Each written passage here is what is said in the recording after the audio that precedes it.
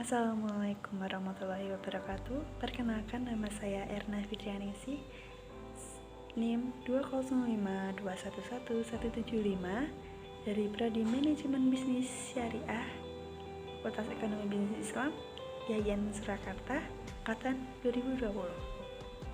Sini saya akan menjelaskan tentang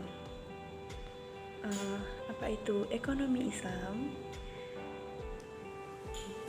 apa itu jenis-jenis ekonomi Islam, tentang permintaan dan penawaran dalam ekonomi Islam, dan kebijakan fiskal sesuai dengan syariat Islam.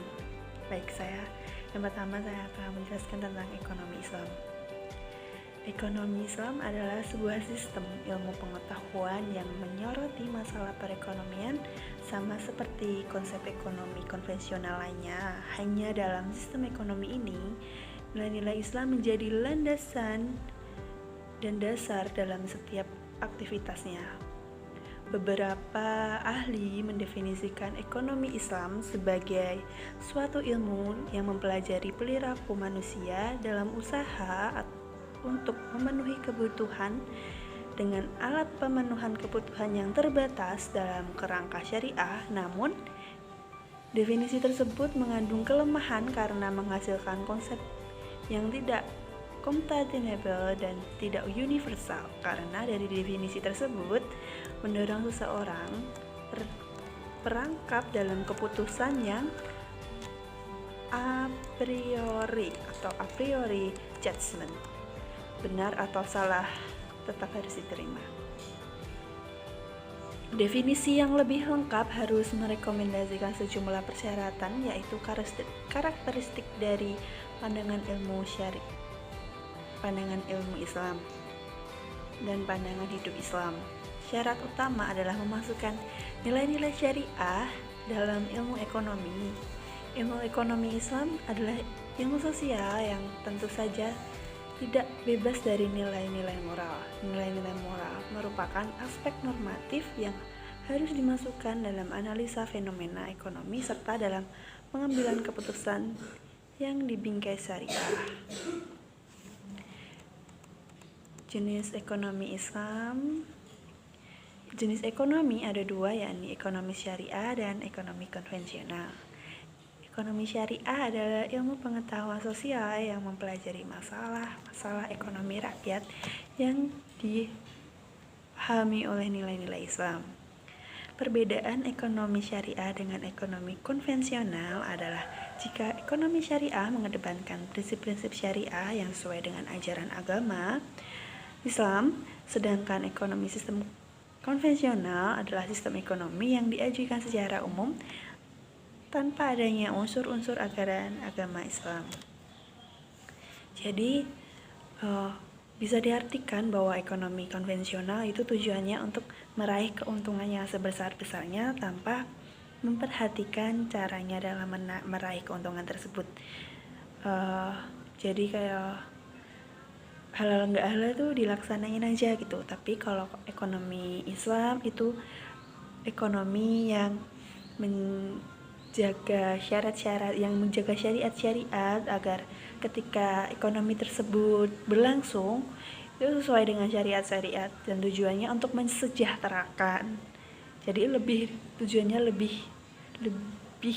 dari ekonomi konvensional tersebut.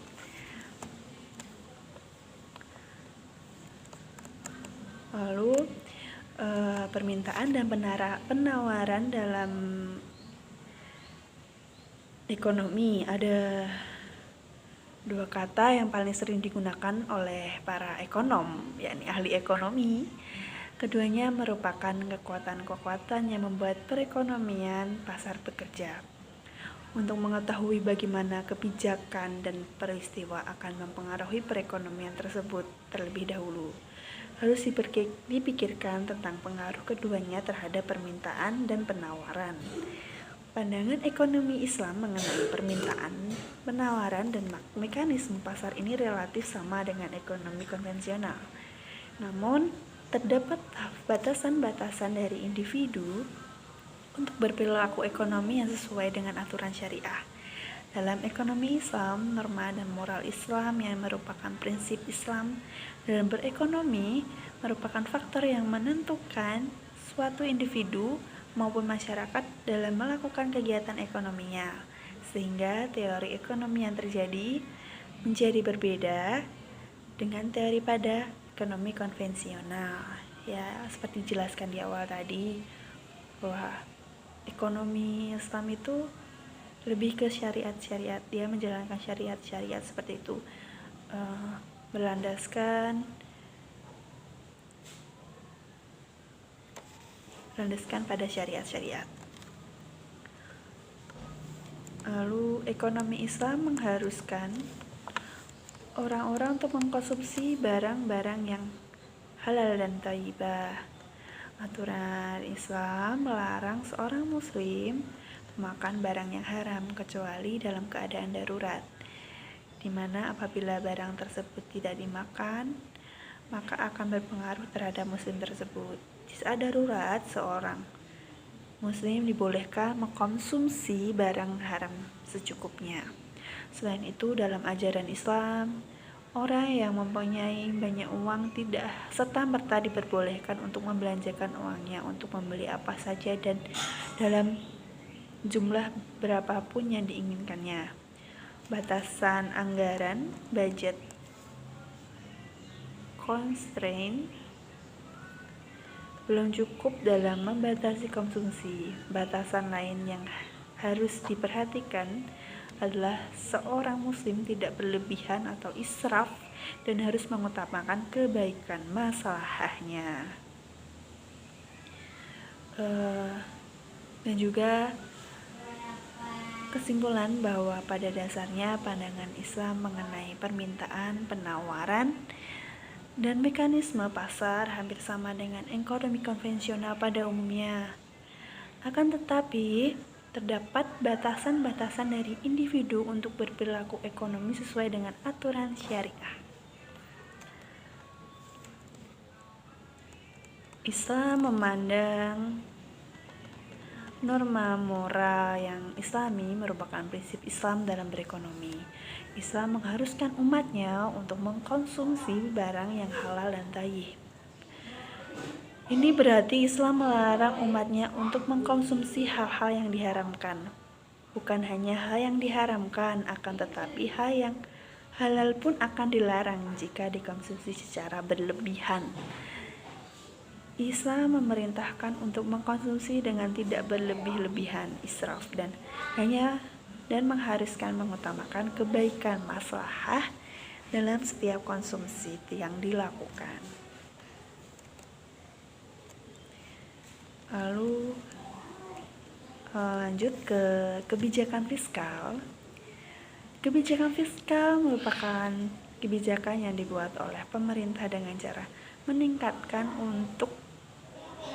atau menurunkan pendapatan atau anggaran negara. Pemerintah memiliki kewenangan yang menentukan besaran anggaran atau pendapatan yang dikeluarkan pada program tertentu. Tujuan utama dari dilakukannya kebijakan fiskal ini adalah untuk stabilitas perekonomian atau stabilitas harga, yakni pertumbuhan ekonomi, menjaga pengangguran, dan stabilitas harga. Jadi kalau pertumbuhan ekonomi di suatu negara itu cepat atau laju, kan nanti akan berpengaruh pada negara itu sendiri. Dan kebijakan fiskal ini juga akan mencegah adanya pengangguran. Ketika banyak pengangguran, nanti akan membuat perekonomian ini turun gitu.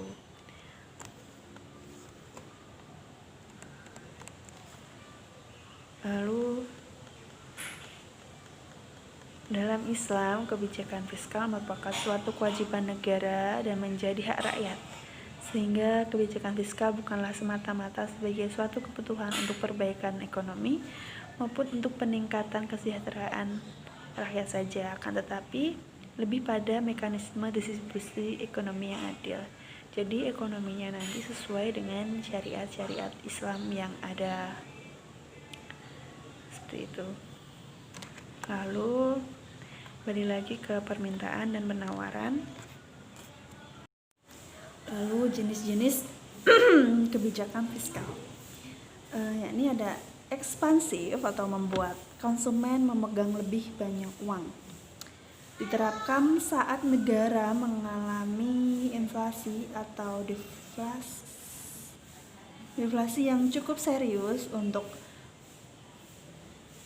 melangsungkan kembali pertumbuhan ekonomi. Jadi kayak kalau kegiatan ini tuh dibuat untuk melangsungkan pertumbuhan ekonomi yang sedang sekarat ya.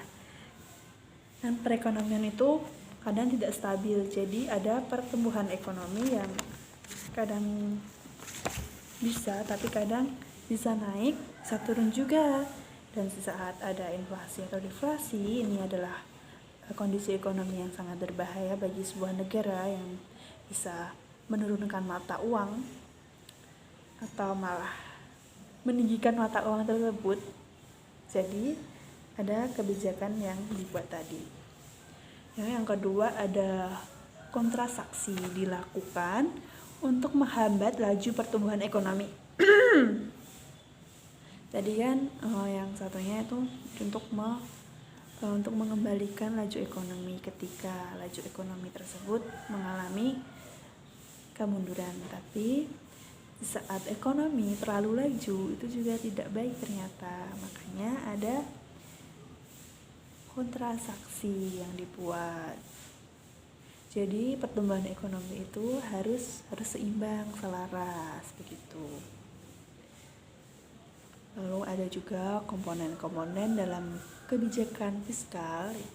Ini yang pertama kebijakan perpajakan. Kebijakan perpajakan ini salah satu kebijakan yang diberlakukan dalam pertumbuhan pasar polisi. Bertujuan menjaga pajak progresif melalui keputusan pemberitahuan pajak. Lalu yang kedua ada kebijakan pengeluaran. Ini berkaitan dengan pemadatan dan pengeluaran modal dalam negara, diatur dalam kebijakan pengeluaran. Lalu yang ketiga ada kebijakan investasi dan disinvestasi. Yang keempat ada pengolahan utang atau surplus. Dampak kebijakan fiskal dalam bisnis, yakni kebijakan fiskal terkadang juga berdampak pada operasional bisnis yang sedang Anda bangun, misalnya pada kebijakan peningkatan pajak. Jadi kebijakan fiskal ini adalah suatu kebijakan yang dibuat oleh pemerintah